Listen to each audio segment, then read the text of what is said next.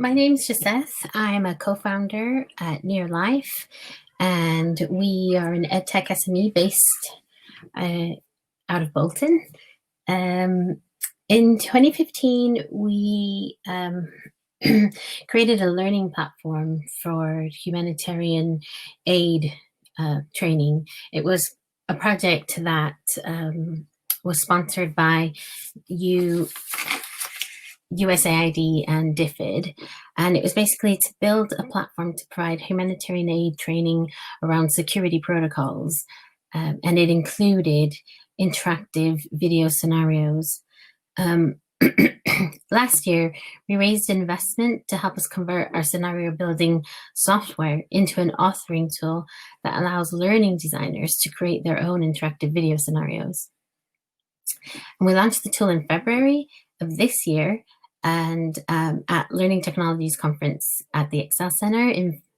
And thanks to an Innovate UK grant, we're now currently developing a VR version of the tool. So I'm going to talk a little bit about the EdTech sector, talk about existing trends and the current EdTech landscape, and then we'll look at how the pandemic is likely to impact and accelerate certain trends over the next year and beyond. So I'll just leave these market stats here for you to have a look at. But I mean, EdTech or e-learning or learning technologies, the whole area of learning remotely using technology has been growing exponentially over recent years. The reasons are fairly obvious. I mean, it can save time and money. It offers great flexibility, both for individuals and organizations, and it's easier to monitor and measure progress and learning needs. And while things have progressed a lot, the whole area is changing rapidly, and different terms have taken on different meanings. So EdTech definitely skews towards the educational space, but has become a catch-all term for online learning, including what some people refer to as VocTech or vocational technology. And recently, the e-learning guild changed its name to drop the E, which reflects how the electronic aspect of learning is already so mainstream that it no longer needs that distinction. What's interesting with these market stats that I posted here is that the EdTech expenditure that's estimated to grow more than 12% every year. That was in 2018, and those figures still stand even now in a post-COVID world. So it's interesting that of all the sectors, the EdTech sector continues to grow. There are some big players in the learning space, but it's also a dynamic area with lots of, agile startups, which is really exciting. So the market sort of broken into learning management systems, and we've got big ones like Moodle, which is an open source solution, Cornerstone on Demand, lots of big players. And it's probably, the LMS market is probably the most mature part of the market, or of the sector. LinkedIn with its Linda, or LinkedIn Learning as it's now called, there's quite a lot of LMSs out there. And then the other part of the sector is the authoring tools, which are basically tools that help learning designers create more interactive and interesting content for those LMSs. So some of the big guys are Adobe Captivate and Articulate Storyline, and then our tool, NearLife Creator, which helps learning designers create interactive learning scenarios using video and other media. And then, of course, you've got standalone educational apps and games. For example, we've got the BBC Bite Size content. There's Kerbal Space Program, Timetable Rockstars, all either web-based or downloadable apps that children use in primary education settings. So if we look at the new normal, what is the new normal? Obviously, none of this is news. I'm sure that a lot of the trends emerging from the current crisis play to the strengths and value of that EdTech can bring. If you can't travel, obviously remote learning becomes so much more important, and not just as a cost-saving option, it's like a practical necessity. And historically, a lot more traditional e-learning had a reputation for being dry, a bit uninspiring, maybe just here's a PowerPoint presentation that you click through and share, or a video lecture that you watch. So there was often this sort of barrier to acceptance, but this is no longer the case, or it's less of an issue. And technology has moved on both with EdTech and elsewhere. So whilst there's an acceptance of the value of remote learning, expectations are also higher around what is possible. And given this trend, organizations from universities to larger companies, corporates are more responsive to adopting new technologies and solutions. And that's just a picture of the Microsoft HoloLens and how they're using it with Skype. That's sort of like a mixed reality solution. So in terms of some of the emerging technology trends that we're seeing in the space, one of the things is the rise of more engaging learning. That's sort of definitely been the case in the last few years. We need to make it more interesting, more immersive, more realistic, more relevant. Things like gamification have come into play, virtual reality, augmented reality, mixed realities, emerging now, as I mentioned with the Microsoft HoloLens, really empowering the creator. That's been another sort of trend that's emerged, where before, learning designers were sort of confined by the limitations of the learning management system. Now with authoring tools, they can create more immersive and more interactive learning a lot easier and quicker. So that's been a really good trend in the sector. And the learning or instructional designer role is becoming more and more significant, in the same way that companies have embraced content creation as sort of an internal function. A lot of learning design is being brought in-house as well, and the learning is being made more relevant to the company or the organization. And as technology evolves, we're seeing more scope of what can be measured and tracked. Obviously, with digital learning, you get access to quite a lot of data, which can be really useful. Traditional learning standards like SCORM are slowly but surely making way for more dynamic forms of measurement. And we'll talk about SCORM a little bit later as well. So I just talk about this case study, which is a project that we did for the Norwegian Refugee Council in 2017 to address the training gap of local aid workers in Syria. So at the time, the country was closed. No one could get in to deliver any training, and no one could get out to be trained. So Norwegian Refugee Council had to sort of needed to provide people who were actually on the front lines, possibly risking their lives to deliver aid, and give them sort of a foundation in humanitarian aid principles. How do we distribute it? What are the priorities?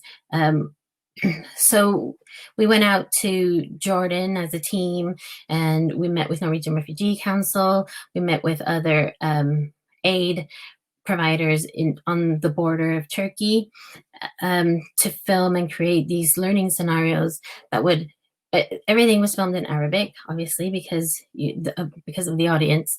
And even though you couldn't get in and out, they still had internet. So that was really helpful in terms of delivering the learning. As well, a lot of the learning was had to be done on mobiles because people access to desktops was quite limited.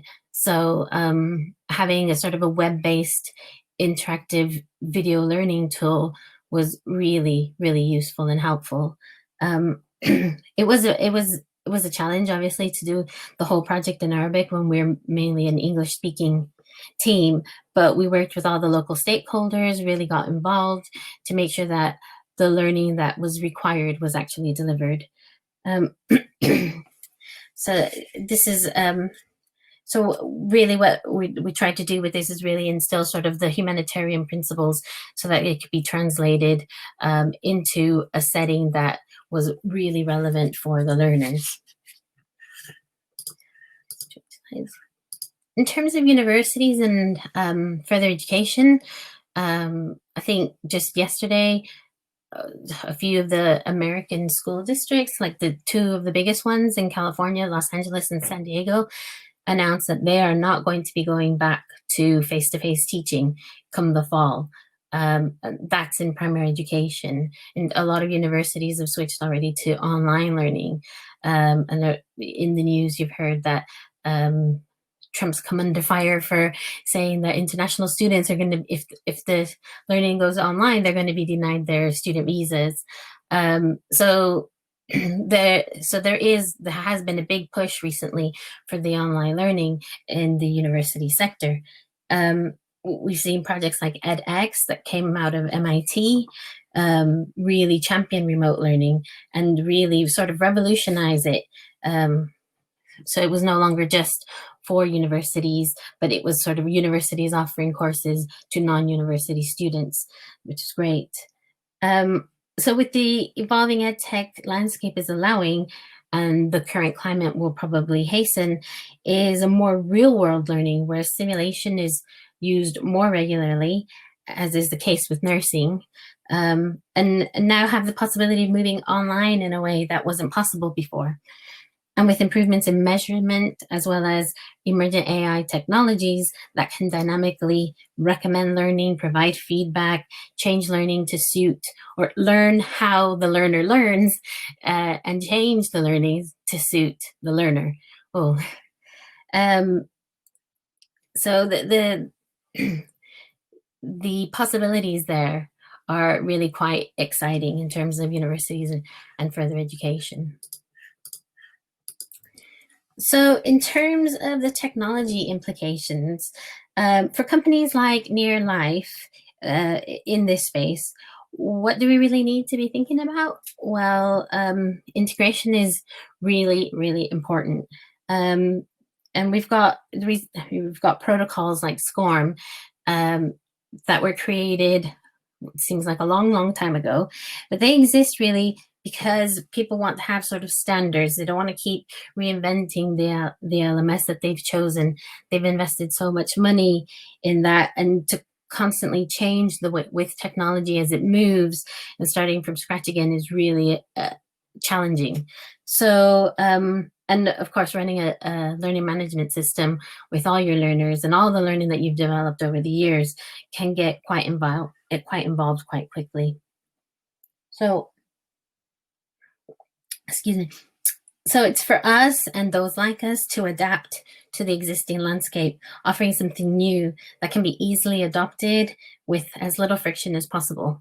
So this is where authoring tools come in, because they allow learning designers to create content that fits in with the LMSs that might be a bit clunky and a bit old-fashioned. So making small, cost-effective changes that improve learning and allow companies to see results from increased remote working and remote learning. Not everything will be smooth. SCORM, for example, emerged from a US military background. And if we see sort of the national priorities diverge, like we've seen with telecoms and sort of a software Cold War, it's likely that the landscape will be more complex. But the richer potential of things like XAPI, for example, is likely to continue to move towards improved data collection for deeper analysis. But fundamentally, the learning has to be good.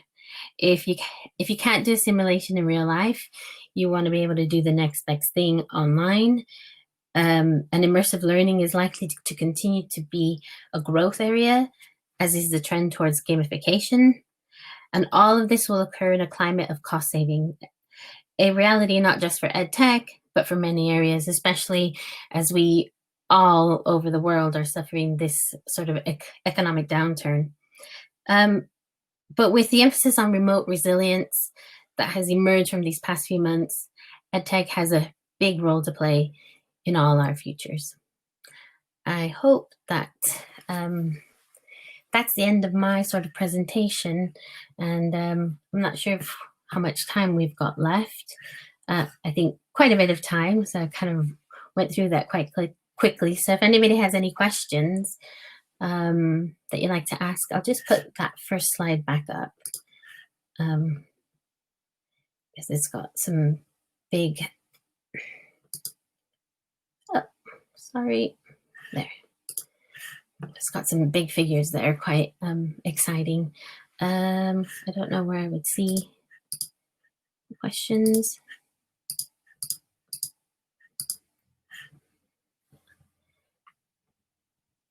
So I've got a question. Do you think learners in general prefer remote or in-person learning?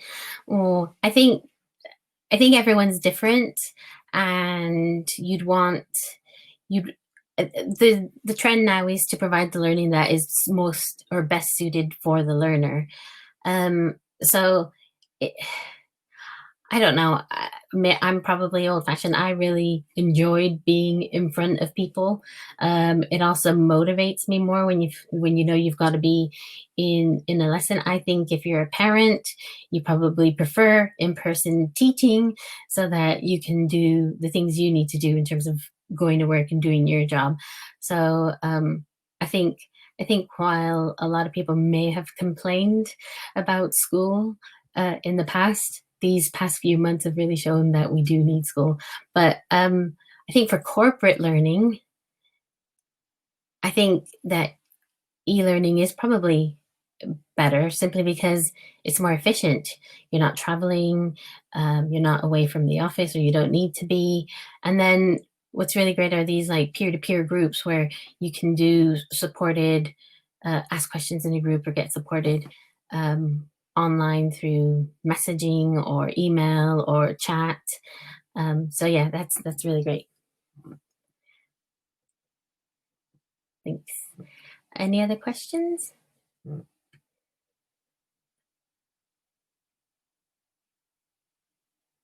So I've got another question from Hill Stevenson. A good corporate can choose, but how engaged are the relevant public sector or higher education bodies in the process of shaping EdTech? Oh, at the moment, I don't know.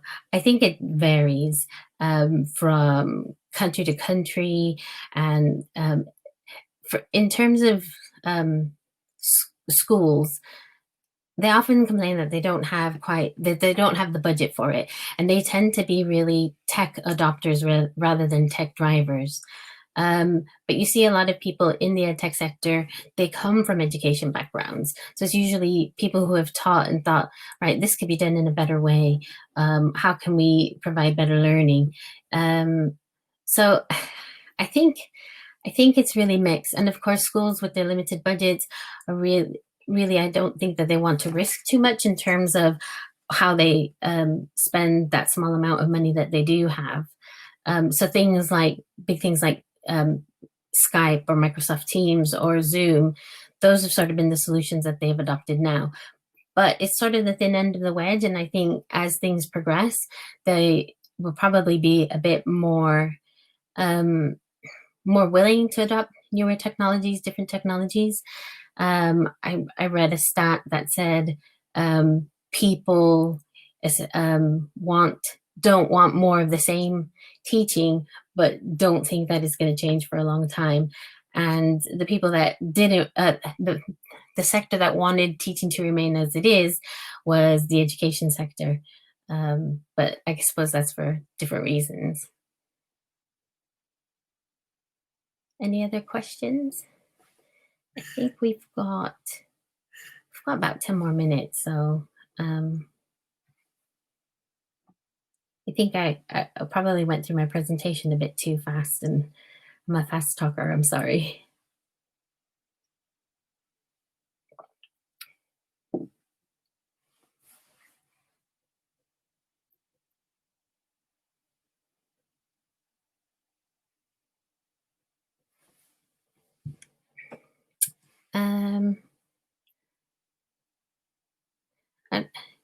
anything else? I would have shown you a video, but I don't trust my my Wi-Fi. So that's, of course, that's always an issue in terms of ed tech, that you're relying on the the hardware and the Wi-Fi, the broadband that's available to your students. So that was one of the amazing things really about the Syrian project, that would in a war-torn country. Okay, I think my time's up. So okay, thanks. Okay. Thanks everyone. Thanks for listening. Bye.